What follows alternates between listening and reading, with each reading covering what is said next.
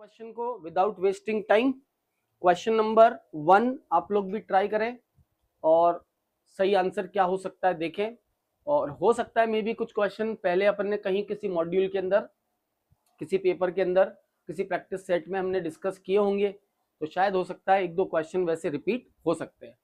कह रहा है दो विकिरण है जिनकी वेवलेंथ तरंग दैर्ध्य दे रखी है 2000 और 6000, तो दोनों विकिरणों की ऊर्जाओं का अनुपात क्या होगा। तो हमें पता है कि E इज इक्वल टू होता है hc बाय लैम्बडा, यानी कि E1 अपॉन E2 जो होगा वो आपका हो जाएगा लैम्बडा 2 अपॉन लैम्बडा 1।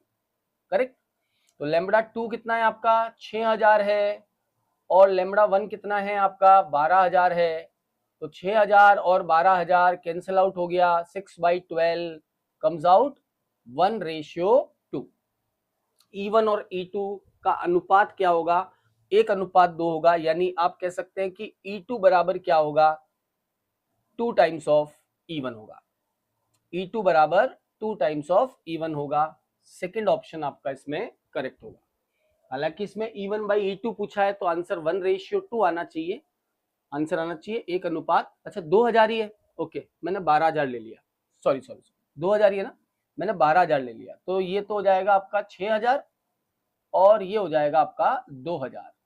तो 6000 2000 कैंसिल आउट हो जाएगा, यानी कि ये आ जाएगा 3:1। करेक्ट है भैया। E1 अपॉन E2 का अनुपात क्या होगा 3:1 होगा। फर्स्ट ऑप्शन आपका इसमें करेक्ट ऑप्शन होगा। First is correct. मैंने 12000 ले लिया 2000 की जगह, तो फर्स्ट ऑप्शन आपका सही आंसर जो होगा फर्स्ट ऑप्शन में आएगा। करेक्ट। चलिए अगला सवाल देख लेते हैं। Question number 2।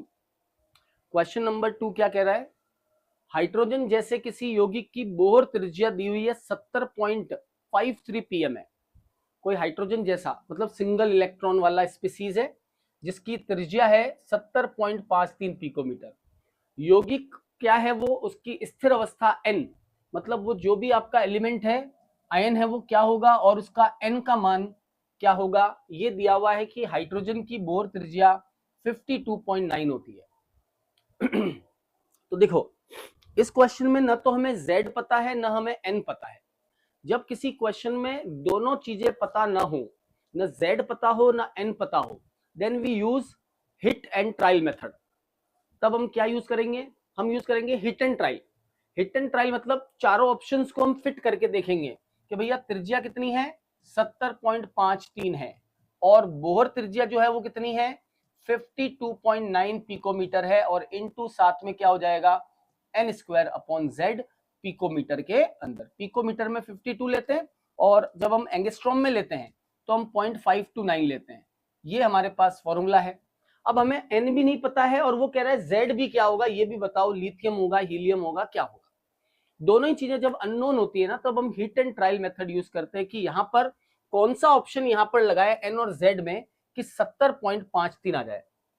तो भैया जब आप यहाँ हिट एंड ट्रायल लगाओगे तो आप जब फोर्थ ऑप्शन लगाओगे हिट एंड ट्रायल में, कौन सा लिथियम +2 और 2, तो हिट एंड ट्रायल मेथड लगाने पर आपको यहाँ पे जो है करेक्ट ऑप्शन मिल जाएगा। कैसे, यहाँ लगा के देख लीजिए, लिथियम n बराबर 2 है यानी कि 52.9 इंटू 2 का स्क्वायर 4 और लिथियम का z होता है 3, तो 52.9 4/3 ये हम अगर सॉल्व करते हैं पूरा है ना तो ये हमारे पास आएगा 70.5 पिकोमीटर।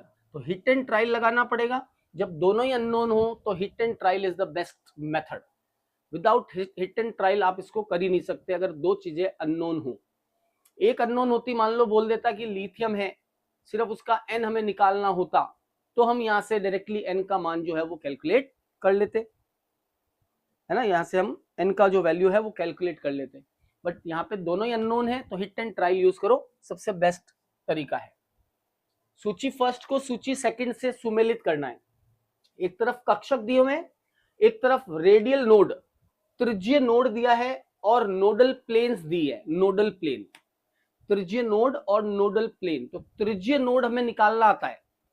कैसे निकालते हैं भैया, त्रिज्यीय नोड रेडियल नोड्स का नंबर त्रिज्यीय नोड की संख्या में आती है भैया। कैसे होती है n - l - 1 त्रिज्यीय node radial nodes. और कोणीय नोड्स एल होते हैं। कोणीय नोड्स नहीं पूछे, रेडियल नोड पूछे। और साथ में पूछा है नोडल प्लेन्स। नोडल प्लेन्स में हमने पता है, हमने देखा था कि एस में कोई नोडल प्लेन नहीं होती, पी में एक नोडल प्लेन होती है, डी में दो नोडल प्लेन होती है। पी में एक होता है, दोनों लोब जहां मिलते हैं उसके बीच में एक प्लेन होती है जिसे नोडल प्लेन कहते हैं। पी में होता है ना, जैसे ये दो, ये पी कक्षक है तो यहां पर एक प्लेन आएगी बीच में, नोडल प्लेन। ऐसे ही डी में दो नोडल प्लेन होती है, लेकिन याद रखे है ना, दो नोडल प्लेन होती है, लेकिन डी जेड स्क्वायर में मैंने बताया था एक भी नोडल प्लेन नहीं होती है, क्योंकि वो कैसा होता है स्ट्रक्चर, उसकी डम्बल शेप में होता है, इस वजह से वहां पे एक भी नोडल प्लेन नहीं होती, उसकी स्ट्रक्चर ही अलग होती है, रिंग होती है उसके सामने। तो आ जाइए स्टार्ट करते। एस 2s में रेडियल नोड कितना होगा, तो 2 minus 1 minus 0, 2 minus L minus 1 है ना, 2 माइनस 0 माइनस 1 कर लो या कुछ भी लिख लो, कोई दिक्कत नहीं है। 2 माइनस 0 माइनस 1 यानी कि क्या आएगा, एक रेडियल नोड। 3s में 3 minus 0 minus 1, n minus L minus 1, 3 minus 0 minus 1 2। p में 3 माइनस एल का मान एक होता है p का, 3 minus 1 minus 1 is equal to 1। और d में आ जाएगा 4 माइनस 2 माइनस 1 इज 1। ठीक, नोट्स हमने सबके निकाल लिए, और ये पता है कि s में नहीं होता, p में एक होता है, d में दो होते हैं। आइए देखते हैं 2s का क्या होगा। एक तो होगी इसमें रेडियल नोड, एक त्रिज्यीय नोड होगा, और 0 होगी इसमें नोडल प्लेन। इसका मतलब फर्स्ट वाले का जो है वो ऑप्शन हो जाएगा आपका फोर्थ। फर्स्ट वाला जो है उसका फोर्थ ऑप्शन होगा, जो कि 3 में आ रहा है, ये हमारा ऑप्शन नहीं हो सकता। ठीक है, दूसरा है 3s में दो तो नोडीय है और s है तो नोडल प्लेन 0 होगा, मतलब इसका ऑप्शन हो जाएगा आपका थर्ड। तो फोर्थ और थर्ड, यानी ये फोर्थ ऑप्शन में ही मुझे मिल रहा है, बाकी मुझे कहीं नहीं मिल रहा है। बी का आएगा थर्ड, बी का आ गया थर्ड।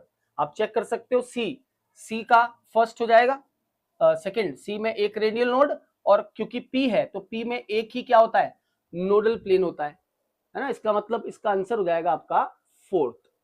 ये इसका करेक्ट ऑप्शन होगा D. Clear.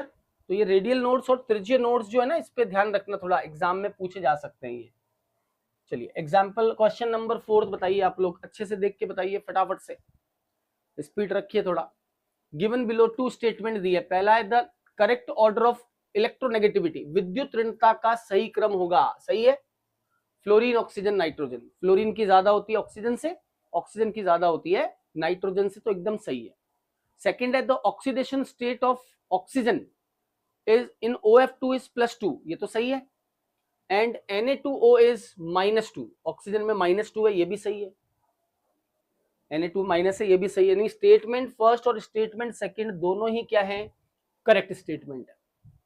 First and fourth both statement are correct statement, दोनों ही कथन जो है वो सत्य कथन है, दोनों ही कथन सत्य कथन है। और जिस तरह का पैटर्न बता रहे थे, किस तरह का पैटर्न क्वेश्चंस आते हैं, वैसे ही क्वेश्चन मैंने बोर्ड पे लगा दिए हैं, है ना। इसी पैटर्न से रिलेटेड आपको क्वेश्चंस जो है वो एग्जाम में मिलते हैं। चलिए आगे डिस्कस करते हैं नेक्स्ट क्वेश्चन के साथ। Which amongst the following electronic configurations belongs to the main group. Main group जो होता है ना, इन्हें हम बोलते हैं मुख्य समूह, या इन्हें बोल सकते हैं प्रतिनिधि तत्व, रिप्रेजेंटेटिव एलिमेंट। मेन ग्रुप का मतलब होता है प्रतिनिधि। मेन ग्रुप एलिमेंट होते हैं जो एस ब्लॉक वाले होते हैं, एस ब्लॉक जिसमें लास्ट इलेक्ट्रॉन एस में जाता हो, जिसमें लास्ट इलेक्ट्रॉन एस में जाता हो, वो प्रतिनिधि तत्व कहलाते हैं। अब आप देखिए, पहला जो है नियोन 3s1 है, इसका मतलब ये एक प्रतिनिधि तत्व है। यहां पर देखो बीच में 3d आ रहा है, 3d और 4s है, 3 लिखा नहीं, लेकिन अब अगला इलेक्ट्रॉन डी में आएगा, डी में आएगा तो ये नहीं होगा, ये नहीं होगा। यहां पे आ रहा है ए के साथ में देखो सी में भी कहा रहा है पी में, पी मतलब प्रतिनिधि तत्व है ना, पी का मतलब हो गया प्रतिनिधि तत्व है।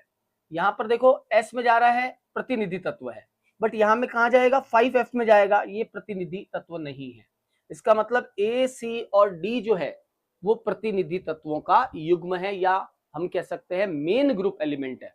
मेन ग्रुप एलिमेंट होते हैं एस ब्लॉक और पी ब्लॉक, इनको बोलते हैं मेन ग्रुप एलिमेंट। अगर लास्ट इलेक्ट्रॉन एस या पी में जाता हो तो वो मेन ग्रुप एलिमेंट कहलाएगा या प्रतिनिधि तत्व कहलाएगा। बोलो भैया, बात समझ में आई। तो क्या क्या ऑप्शन में आएंगे, ए, सी और डी। ए में एस में जाएगा, एस में गया है, सी में भी पी में जा रहा है लास्ट में, और डी में जो है वो वापस किस में जा रहा है, इसमें भी वापस जो है आपका इलेक्ट्रॉन जा रहा है एस में। तो ए, सी और डी जो है वो प्रतिनिधि तत्वों का युग्म होगा। करेक्ट।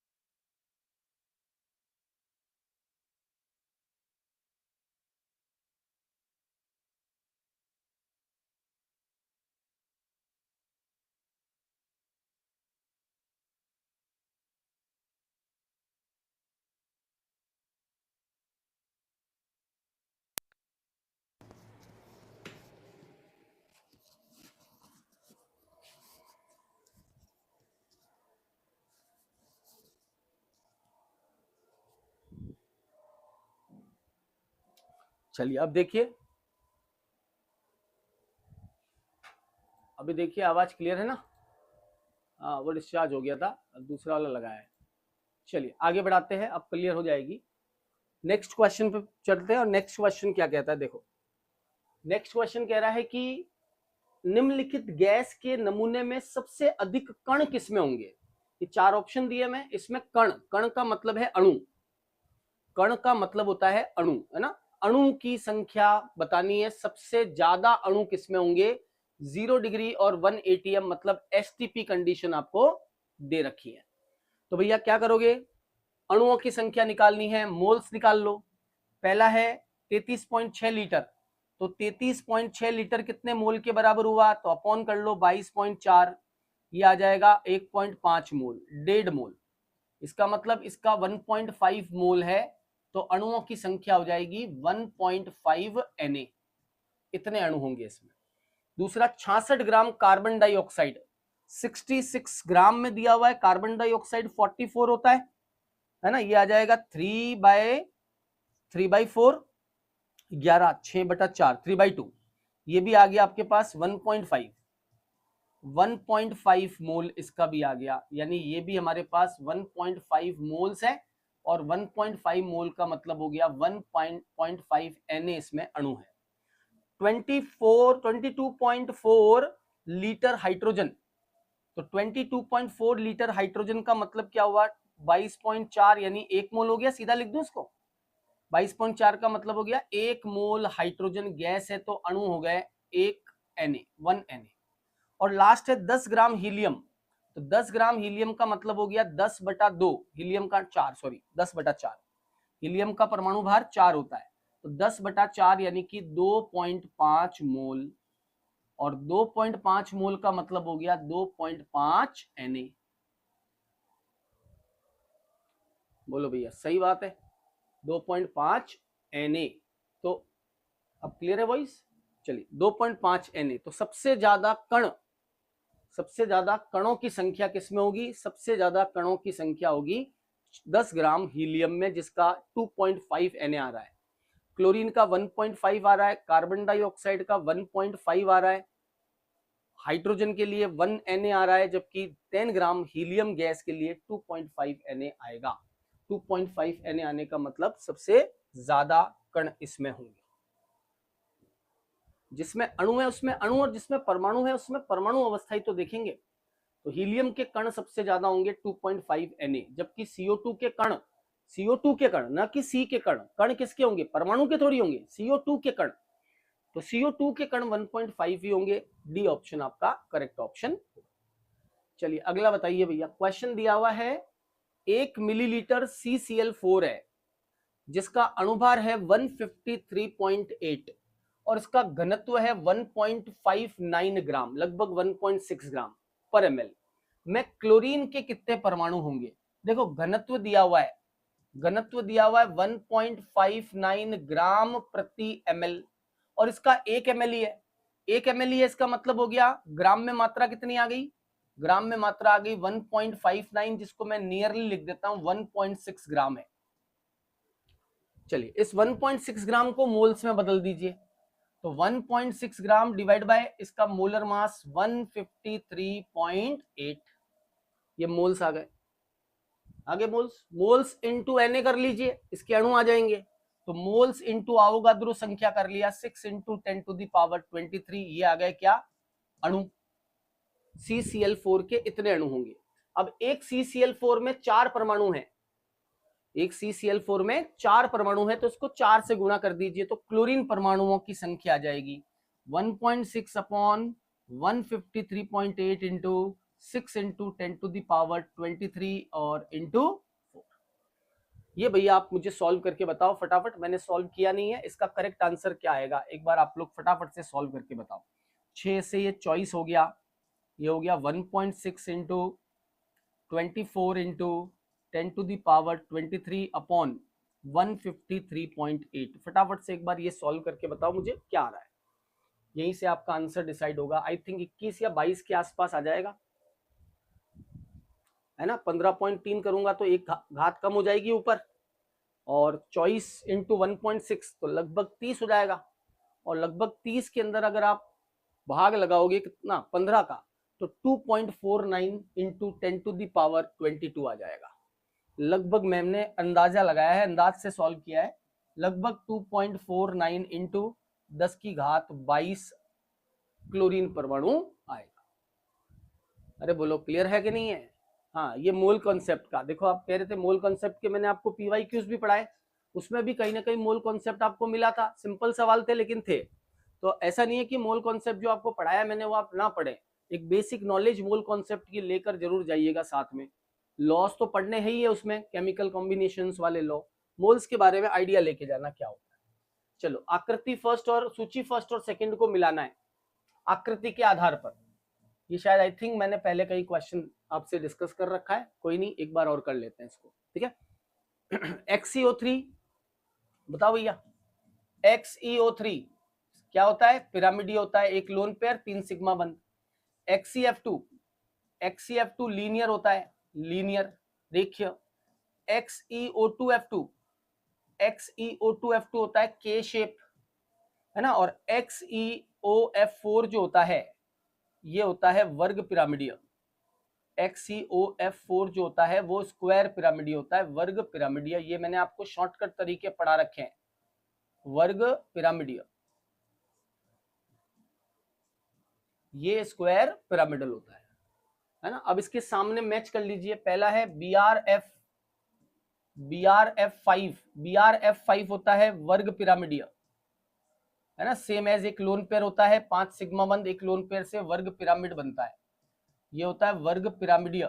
कैसे आता है पता है ना सबको? 5 सिग्मा एक लोन पेयर। अभी नहीं आ रही आवाज? अब तो क्लियर आ रही है ना?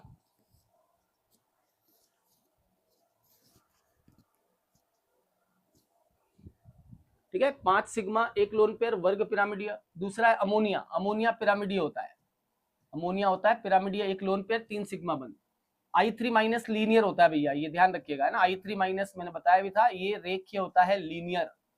और लास्ट जो है SF4, ये के शेप होता है, इसमें भी 4 सिग्मा एक लोन पेयर से बनता है के शेप। मैच कर लो कौन सा सही है, बताओ भैया। सी ऑप्शन सही जा रहा है?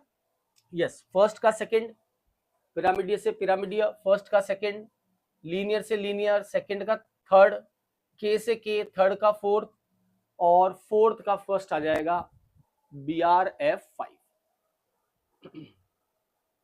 बात समझ में आई आपको? यह आपका हाइब्रिडाइजेशन से रिलेटेड क्वेश्चन है, ज्यामिति से संबंधित है, लोन पेयर से संबंधित है, और इस तरह का सवाल आपको एग्जाम में 3 तारीख को मिल जाएगा। इस तरह का मतलब मैं ये नहीं कह रहा ऐसा ही कुछ मैच द कॉलम, आकृति को मैच करो अणु के साथ में, इस टाइप का कोई क्वेश्चन आपको मिल जाएगा। चलिए नेक्स्ट क्वेश्चन देखिए, the pair of species amongst the following, निम्न में से किसमें समान बंध क्रम और पराचुंबकीय गुण है? कौन सा जोड़ा ऐसा है जिसमें समान बंध क्रम है? तो बंध क्रम कब समान होता है? जब इलेक्ट्रॉन की संख्या समान होती है। इलेक्ट्रॉन समान तो बंध क्रम समान। बोलो भैया O2 माइनस में कितने इलेक्ट्रॉन हैं? तो 16। कितने हो गए? 8 और 8 16, 16 और एक 17 इलेक्ट्रॉन है। दूसरे वाले में N2 वाले में कितने हैं? 14 में से एक गया 13, तो 17 और 13 करेक्ट है। बोलो भैया सही है कि गलत है? 17 और 13, 13 पे बंध कोण कितना होगा? 17 पे कितना होगा? 17 पे तो सर 1.5 होगा, और 13 पे, अरे बंध क्रम के बारे में बताया ना, जब 14 इलेक्ट्रॉन होते हैं तो बॉन्ड ऑर्डर जो है वो 3 होता है। जब 14 इलेक्ट्रॉन होते हैं तो बंध क्रम 3, और 14 के बाद बढ़ाते जाओगे एक एक कम होता जाएगा। 2.5, 16 आते ही 2, 17 आते ही 1.5, 18 आते ही है ना 1, कम करोगे तो भी कम हो जाएगा। 13 में से 14 से 13 किया तो भी 2.5, एक और कम किया 12 तो 2, एक और कम किया 11 तो 1.5, और एक और कम किया 10 तो आ जाएगा 1। करेक्ट। अब बताइए पहला क्या है? 17 और 13, तो भैया 17 और 13, 13 पे तो 2.5 है और 17 पे 1.5 है, गलत हो गया।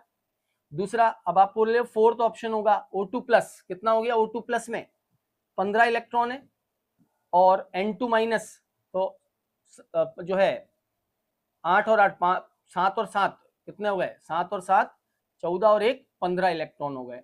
दोनों के अंदर क्या समान है? नंबर ऑफ इलेक्ट्रॉन समान है, तो बंध क्रम भी क्या होगा? समान होगा, और साथ में अयुग्मित इलेक्ट्रॉन होगा, क्योंकि विषम संख्या में इलेक्ट्रॉन है।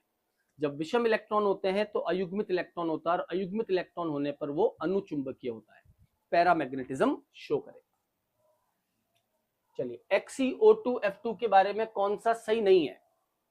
XeO2F2 ये होता है XeO2F2, फ्लोरीन 2 ऊपर नीचे होते हैं और 2 डबल बॉन्ड O होता है इस तरह से, और एक होता है इसके पास लोन पेयर।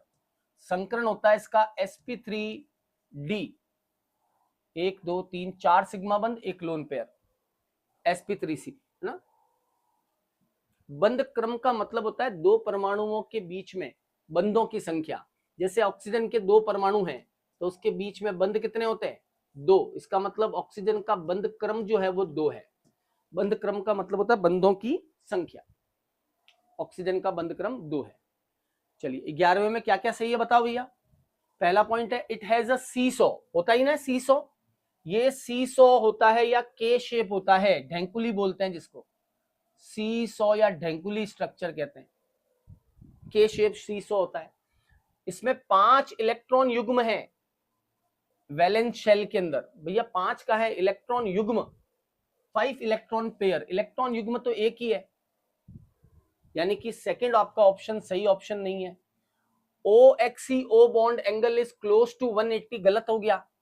OXeO ये वाला जो बॉन्ड है ये तो 120 का होता है, 120 के आसपास होगा ये, है ना। और चौथा है FXeF बॉन्ड 180 होता है, ये एकदम सही है। जिनोन है 16 वैलेंस इलेक्ट्रॉन्स इन दिस, बताओ भैया 16 है कि नहीं ये वैलेंस इलेक्ट्रॉन? 2 4 2 6 7 8 9 10 11 12 13 14, 14 इलेक्ट्रॉन्स ही है। जितने बंद हैं, जितने इसके आसपास इलेक्ट्रॉन है वो तो 14 ही है। इसका मतलब ये ऑप्शन भी इसका सही ऑप्शन नहीं है, तो आंसर क्या होगा इसका? डी होगा। Only A and D are correct. केवल A और D ही सही है, बाकी इसमें से कोई भी सही नहीं है। यहीं से देख लो ना, 2 इलेक्ट्रॉन यहां से आएंगे, 2 यहां से आएंगे, कितने? 2 और 2 4 और 4 यानी कि 8, है ना। 2 और 2 4, 4 8, 8 और 2 10, और 2 इसके पास खुद के पास है 12। ठीक है, तो करेक्ट ऑप्शन हो जाएगा। एक बार चेक कर लेते हैं, मैं फिर से देख लेता हूं। 2 2 4 2 6 2 8 2 10 2 12 और 2 14, 14 इलेक्ट्रॉन्स ही है। नॉट करेक्ट पूछा है। अच्छा, मैंने करेक्ट वाला ऑप्शन बताया। इनकरेक्ट कौन सा होगा? तो इनकरेक्ट A और D सही है, तो B C और E जो है वो आपका इनकरेक्ट होगा। ओके, रॉन्ग पूछा है तो B C और E आपका इनकरेक्ट हो जाएगा। सही बात है भैया, कौन सा सही नहीं है, which one is not true, तो बी सी और ई जो है वो सही नहीं है, ए और डी जो है वो आपका सही ऑप्शन। चलिए नेक्स्ट क्वेश्चन फटाफट से बताइए। H2S, H2O, NH3, NF3, CHCl3 में से सबसे कम द्विध्रुव आघूर्ण का मान किसका है? आई थिंक ये रिपीट हुआ था, आई थिंक, मुझे यहां तक याद है। सबसे कम द्विध्रुव आघूर्ण का मान किसका होगा? ठीक है, वो X है, और उस X में केंद्रीय परमाणु पर इलेक्ट्रॉन युग्म कितने हैं? सबसे कम द्विध्रुव आघूर्ण का मान किसका होगा भैया? सबसे कम द्विध्रुव आघूर्ण का मान होगा क्लोरोफॉर्म का। क्लोरोफॉर्म का डाइपोल मोमेंट सबसे कम होगा और उस पर लोन पेयर की संख्या 0 होगी।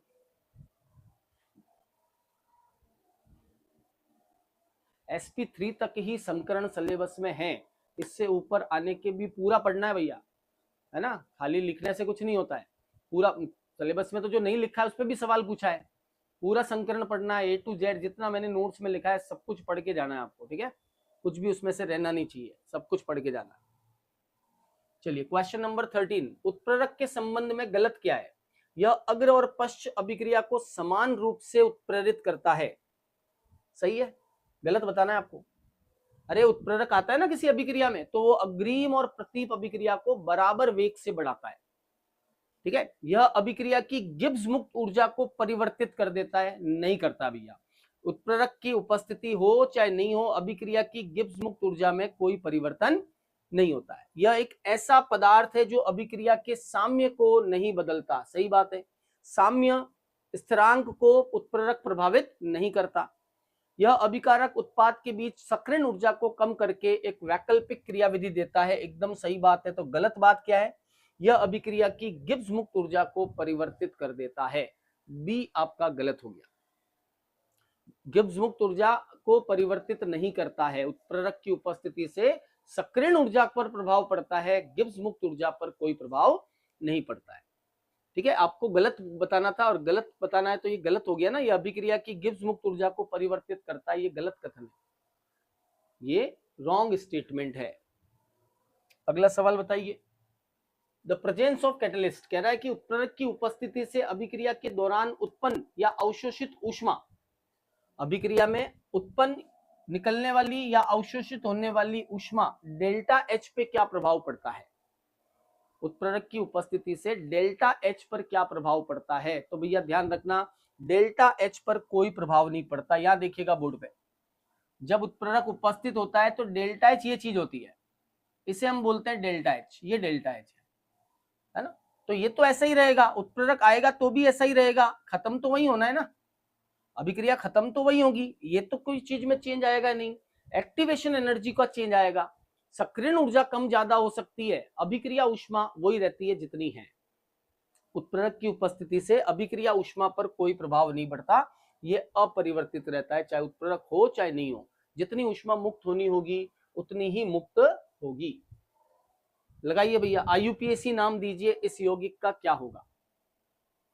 आईयूपीएसी नेम ऑफ कंपाउंड, तो ये इपोक्सी कहलाता है। इसको क्या बोलते हैं? इपोक्सी। 1 2 3 1,2 पे इपोक्सी लगा है, तो 1,2 इपोक्सी मतलब साइक्लिक ईथर होता है।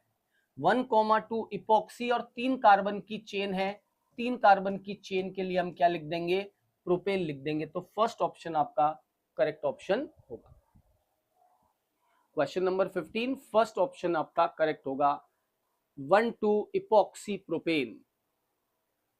ठीक है, 1,2 इपोक्सी प्रोपेन इसका सही आईयूपीएसी नाम होगा,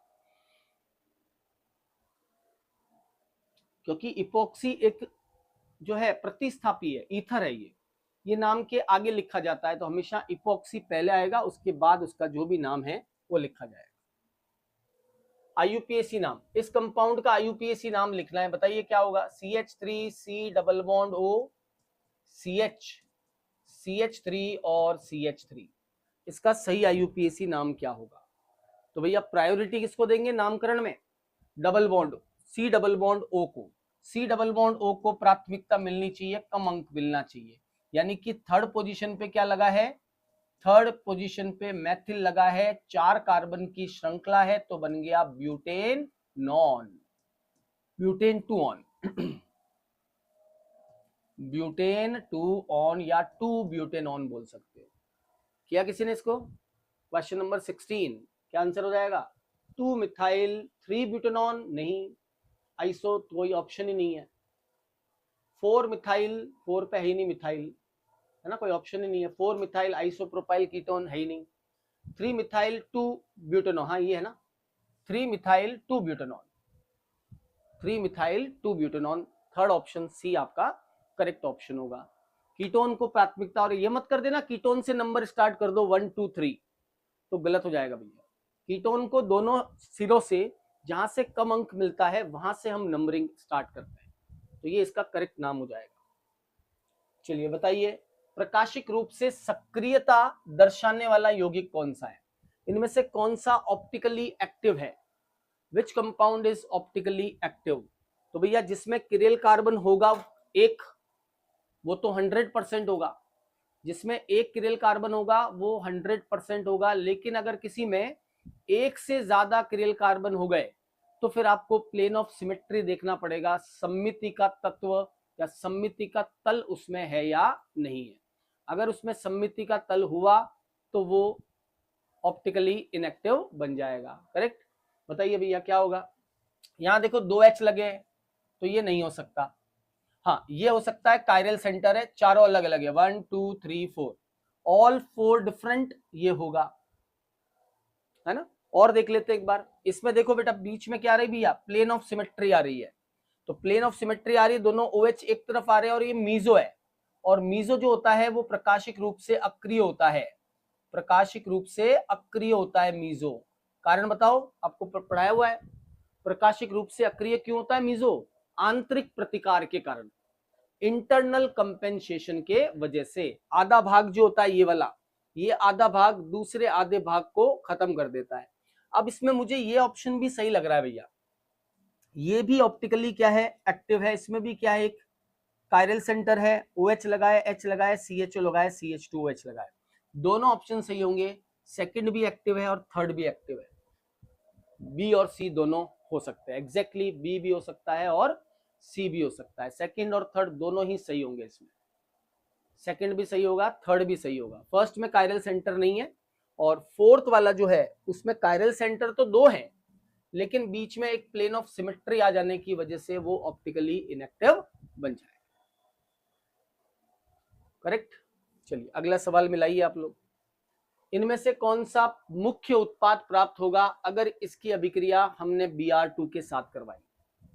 ब्रोमीन के साथ अभिक्रिया करवाने पर मुख्य उत्पाद क्या होगा? तो भैया ये बताइए क्या है, ये सिस है या ट्रांस है? सर ये ट्रांस है। और जब ये ट्रांस है तो ब्रोमीन का अटैक कौन सा अटैक होता है? सिन या एंटी? एंटी। और हमें पता है CAR, सिस वाला एंटी एडिशन पे रेजिमिक बनाएगा और ट्रांस वाला एंटी एडिशन पे मीजो बनाएगा। ये हमने पढ़ रखी है शॉर्टकट ट्रिक।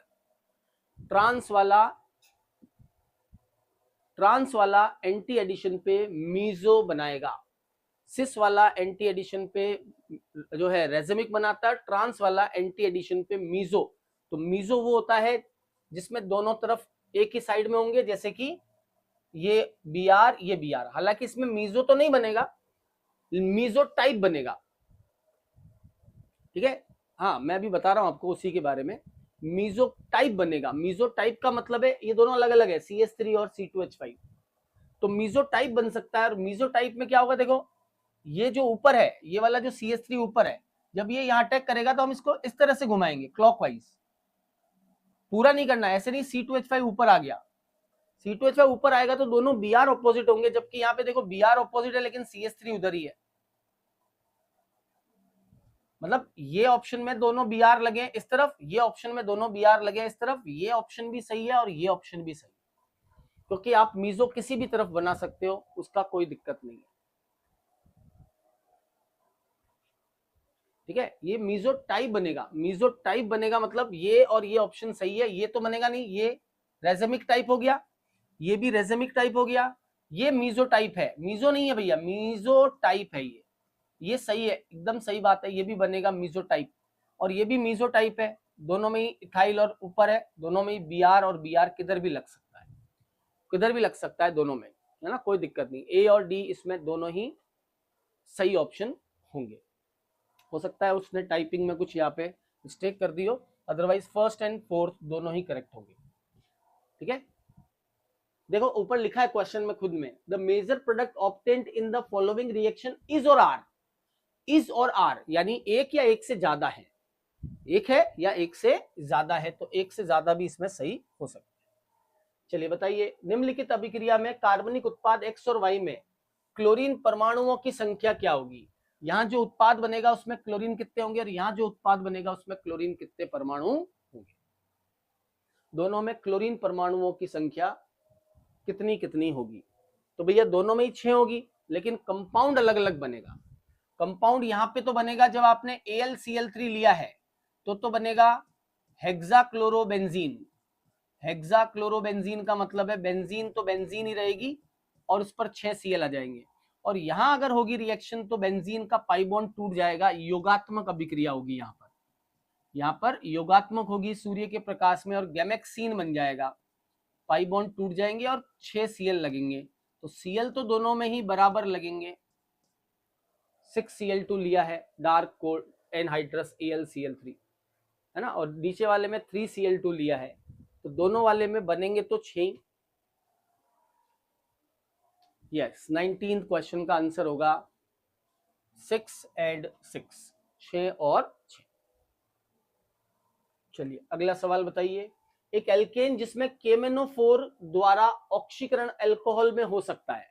ये एल्केन केमेनोफोर में जा सकती है। याद है मैंने आपको लिखवाया था शाखित एल्केन, जो ब्रांच्ड एल्केन होती है वो ही केमेनोफोर के द्वारा ऑक्सीकृत होके अल्कोहल बनाती है। और मैंने यहाँ पे आपको ये एग्जांपल बताया था, CH3C CH3 CH3 single bond H, है ना, आइसोब्यूटेन। आइसोब्यूटेन का जब अपन केमेनोफोर से ऑक्सीकरण करेंगे तो यहाँ पर उत्पाद हमें प्राप्त हो जाएगा। तो इसका मतलब जो R ग्रुप है, R1 R2 R3, वो तीनों ही क्या होने चाहिए, तीनों ही होने चाहिए, CH3 CH3 और CH3। तो केमेनोफोर ब्रांच वाले का क्या कर देगा, ऑक्सीकरण कर देगा।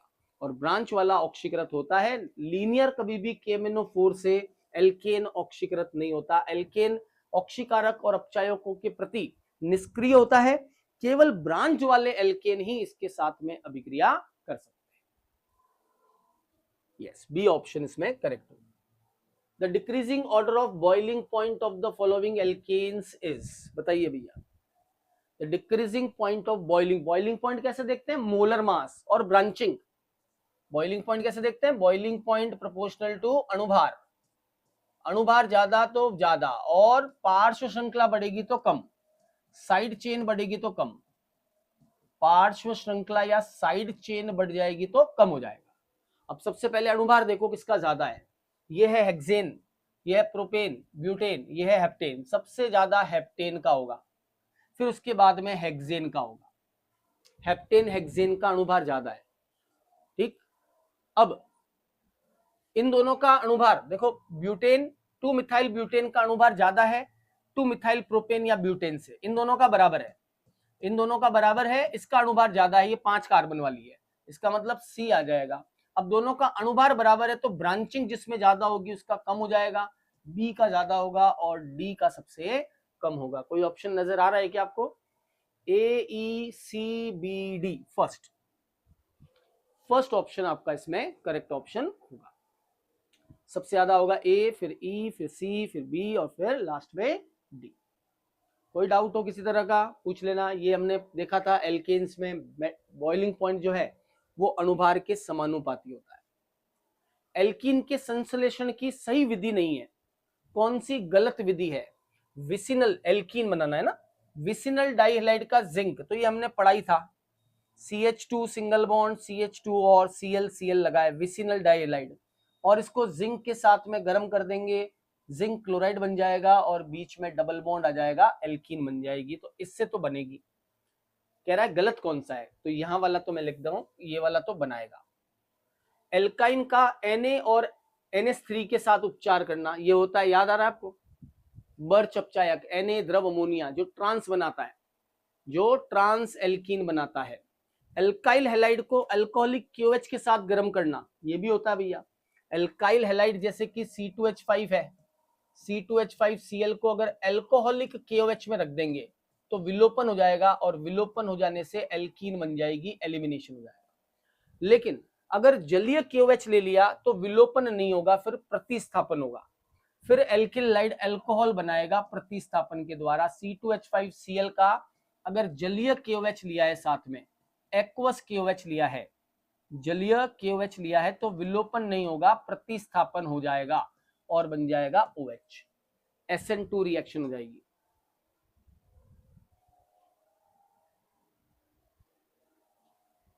ठीक है, यहां से अपने पास SN2 जो है रिएक्शन हो जाएगी, SN2 हो जाएगी और सब्स्टिट्यूशन हो जाएगा, यानी कि प्रतिस्थापन हो जाएगा।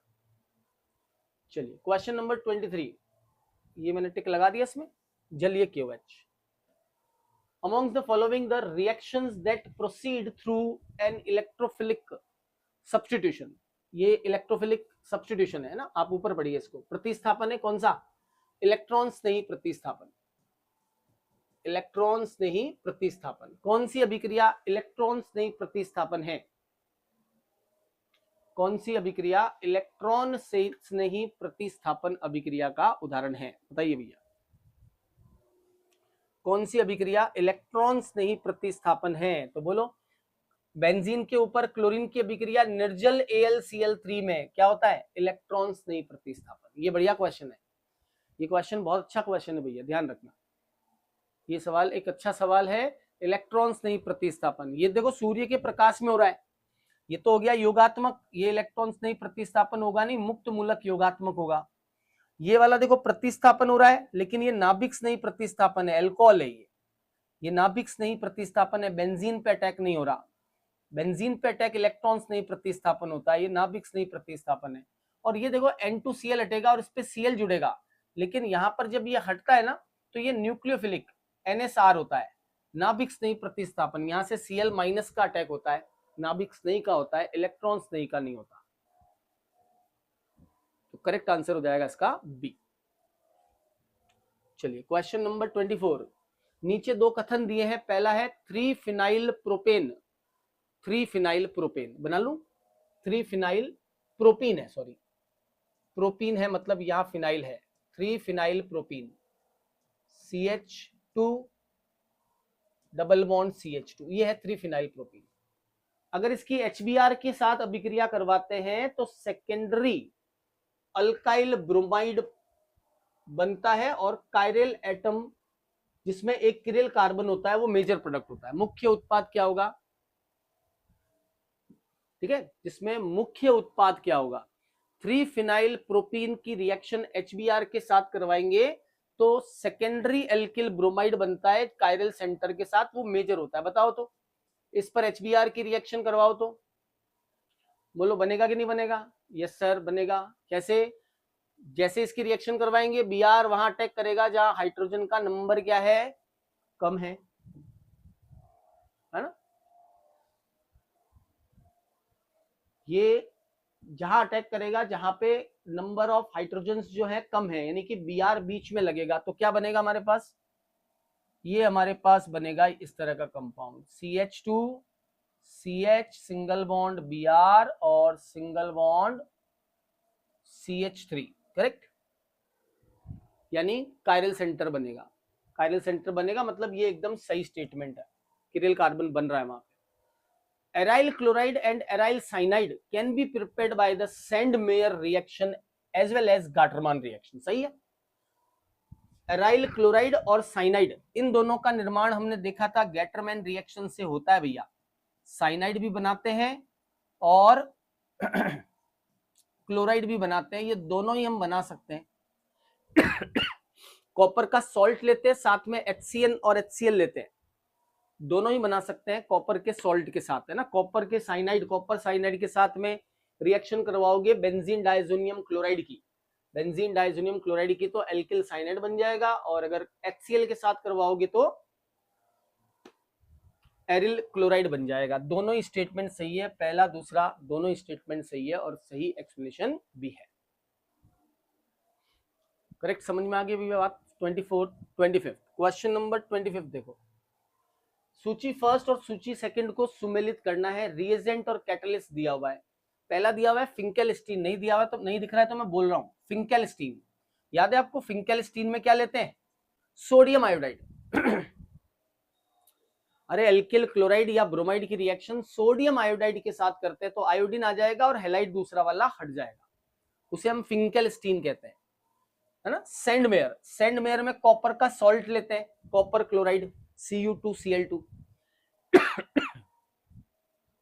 सैंडमेयर में सी जो है Cu2Cl2 का हम यूज करते हैं सैंडमेयर रिएक्शन में। स्वाट रिएक्शन, भैया स्वाट रिएक्शन में क्या लेते हैं? AgF सिल्वर फ्लोराइड या कोई भी हैवी मेटल फ्लोराइड, जैसे मरकरी का फ्लोराइड या एंटीमनी का फ्लोराइड, हैवी मेटल फ्लोराइड लेते हैं। यहाँ ये भी ले सकते हैं, मरकरी का फ्लोराइड या सिल्वर का फ्लोराइड भी लेते हैं, हैवी मेटल। और फिटिग रिएक्शन सोडियम के साथ करवाते हैं ड्राई ईथर में, उससे हम फिटिग रिएक्शन कहते हैं। सोडियम के साथ ड्राई ईथर में फिटिग रिएक्शन। बोलो कौन सा ऑप्शन सही बैठ रहा है आप लोगों के? फर्स्ट का थर्ड एक ही ऑप्शन में दिख रहा है और वो है सेकंड। हाँ, AgF या Hg2F2 भी ले सकते हैं। हैवी मेटल का फ्लोराइड होना चाहिए, सिल्वर जरूरी नहीं है। एंटीमनी फ्लोराइड ले सकते हैं, कोबाल्ट फ्लोराइड ले सकते हैं, ये सभी काम आते हैं स्वार्ट्स रिएक्शन के अंदर। क्लियर? चलिए नेक्स्ट क्वेश्चन पे बढ़िए। Which of the following is true about the freons? Freons के बारे में क्या सही है? Which one is the true about the freons? Freons के बारे में कौन सा कथन सही है? ये क्लोरोफ्लोरोकार्बनिक यौगिक हैं, ये तो सही बात है। क्लोरोफ्लोरो, क्या ऊपर कुछ गलत है क्या? ट्रू अबाउट द फ्रियॉन्स, तो मोर देन वन ज्यादा सही आ रहे हैं। ये क्लोरोफ्लोरोकार्बन्स होते हैं, ये त्वचा का कैंसर उत्पन्न करते हैं, स्किन कैंसर उत्पन्न करते हैं। तो ये स्किन कैंसर उत्पन्न नहीं करते हैं, ये थोड़ी करते हैं स्किन कैंसर उत्पन्न, ये तो ओजोन में होल करते हैं। ओजोन होल होने की वजह से, है ना, ये क्लोरीन और क्लोरीन मोनोऑक्साइड के मूलक होते हैं। सभी मूलकों को फ्रियॉन्स कहा जाता है।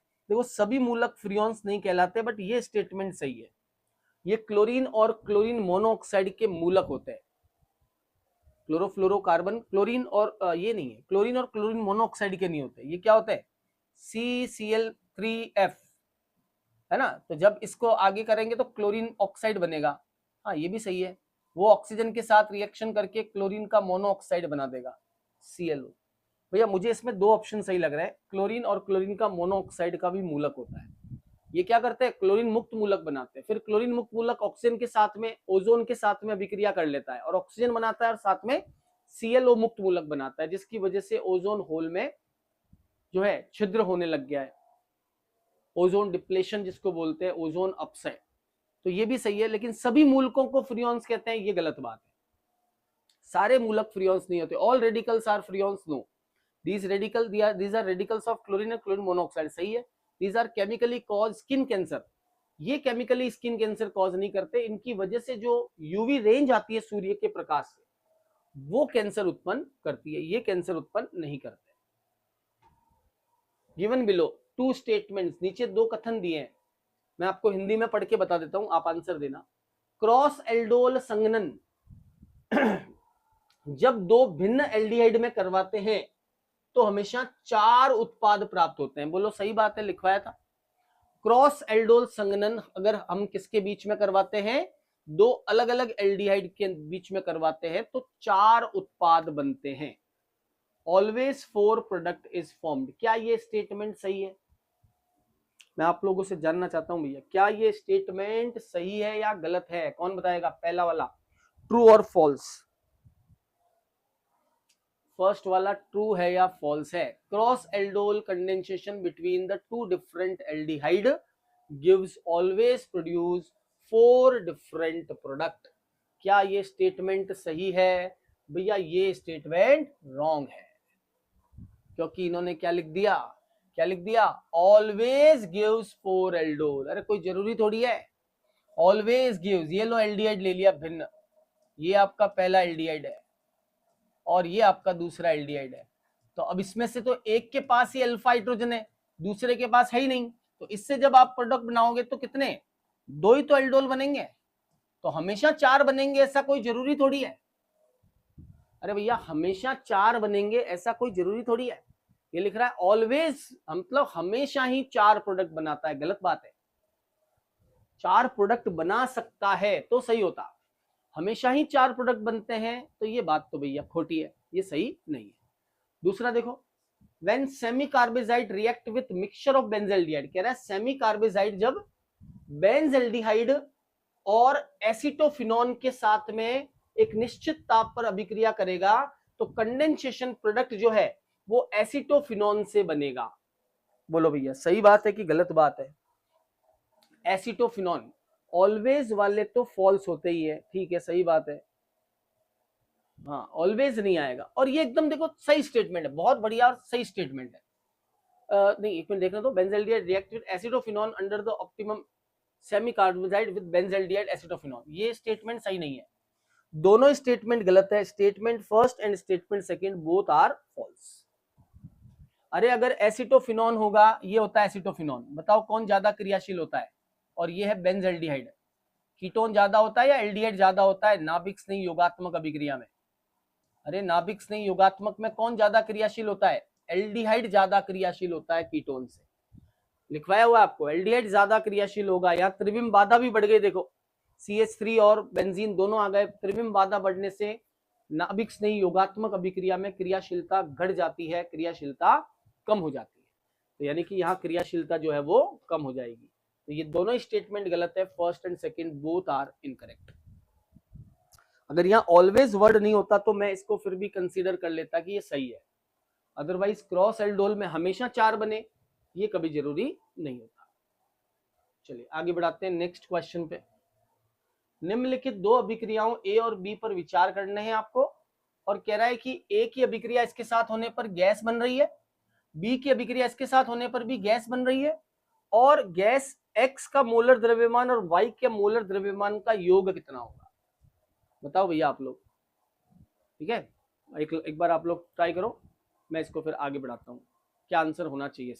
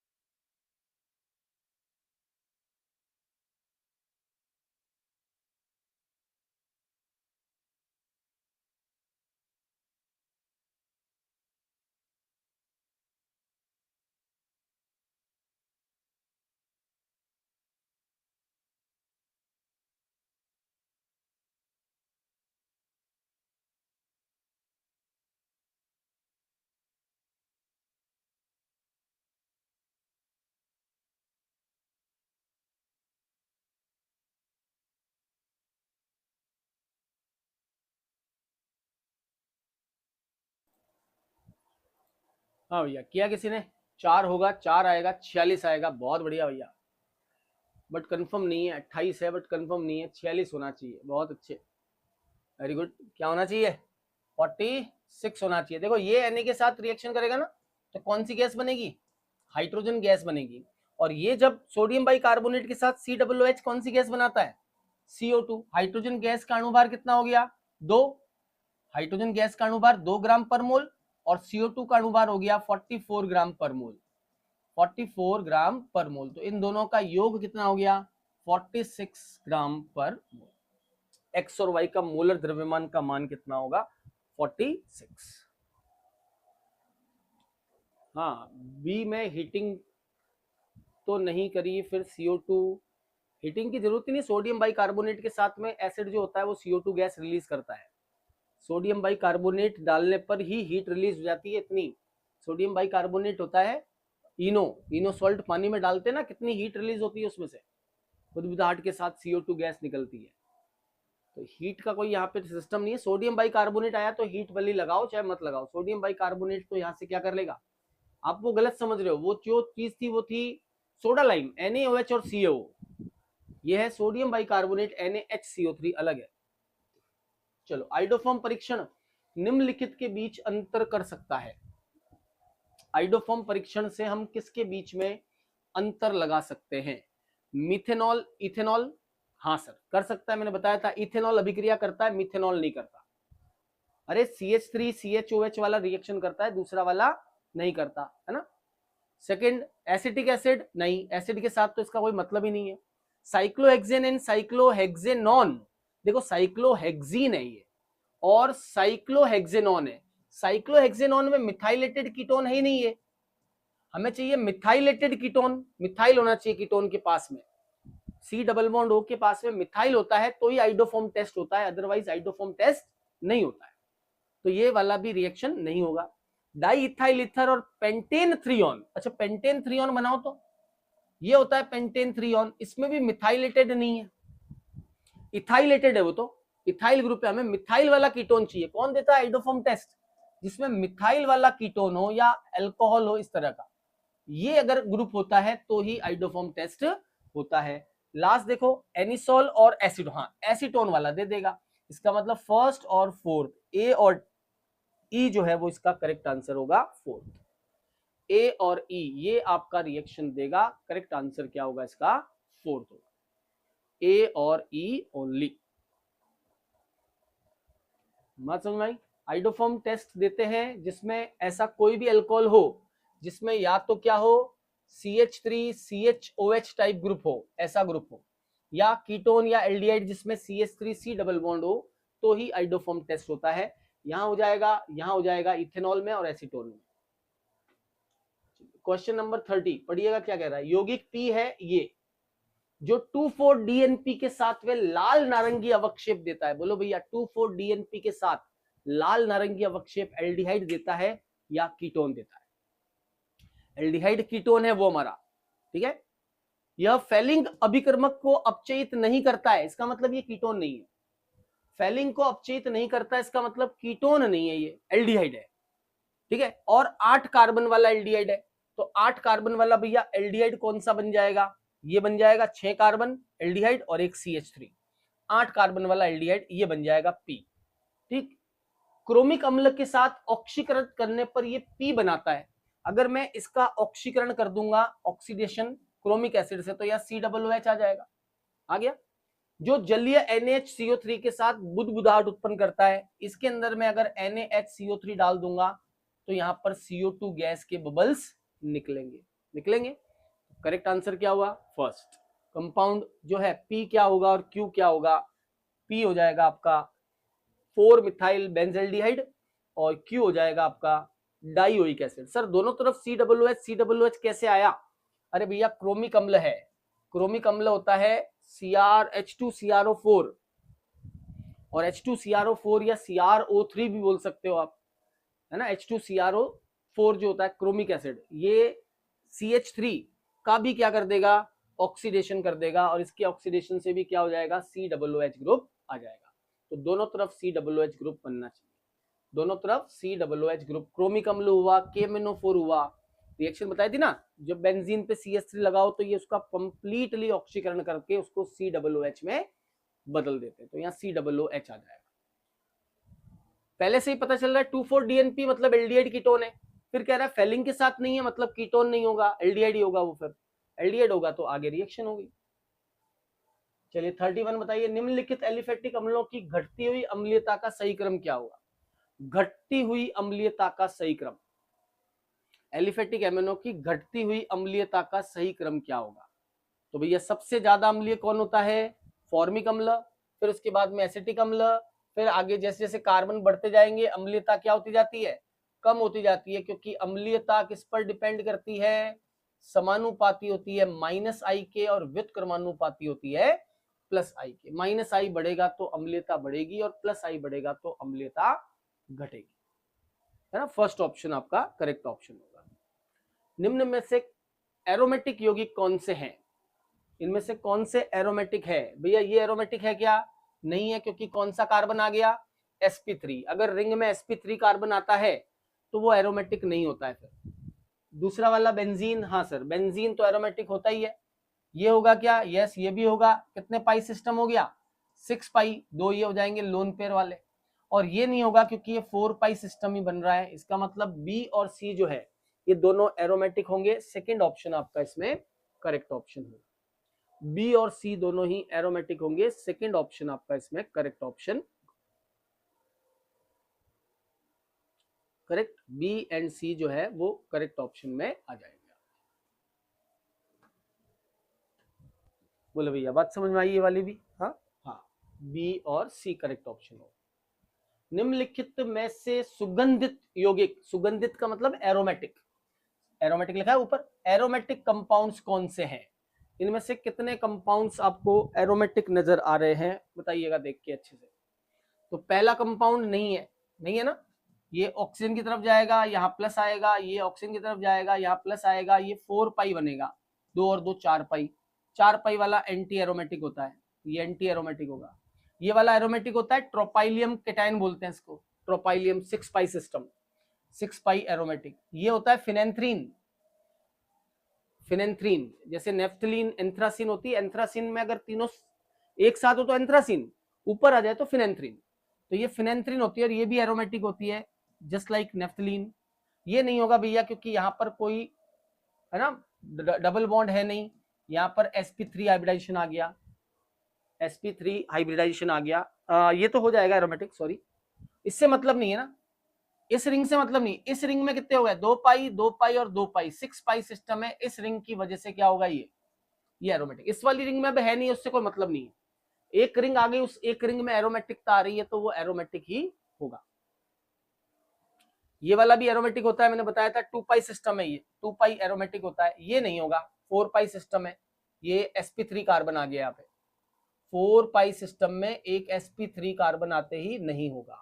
इसका मतलब एरोमेटिक कितने निकले आपके पास? 1 2 3 और 4, 4 कंपाउंड इसमें एरोमेटिक होंगे। सेकंड ऑप्शन आपका इसमें करेक्ट ऑप्शन होगा। 3 कैसे बता रहे हो तुम लोग?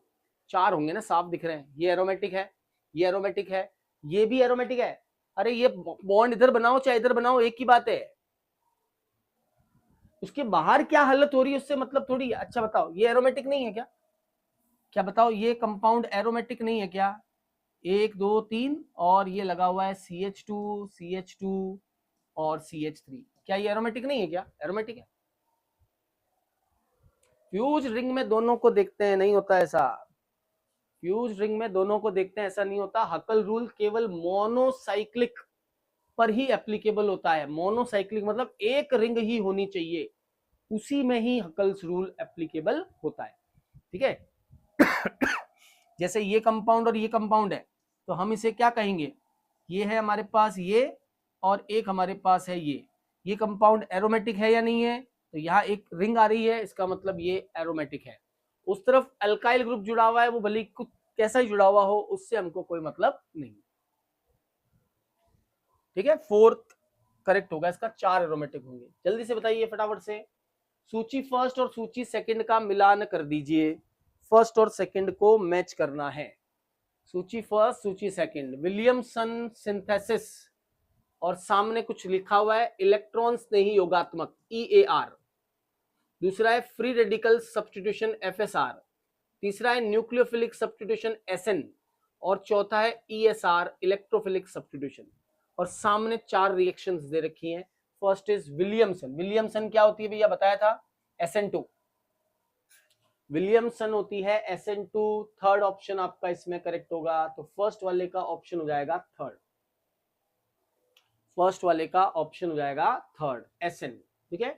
फ्रिडलक्राफ्ट, फ्रिडलक्राफ्ट तो ER होती है ना, इलेक्ट्रॉन्स नहीं। ये बहुत बढ़िया सवाल है, ये सवाल आपके कुछ ना कुछ करके ये एग्जाम में पूछ लेंगे, कुछ ना कुछ, ऐसा कैसा नहीं।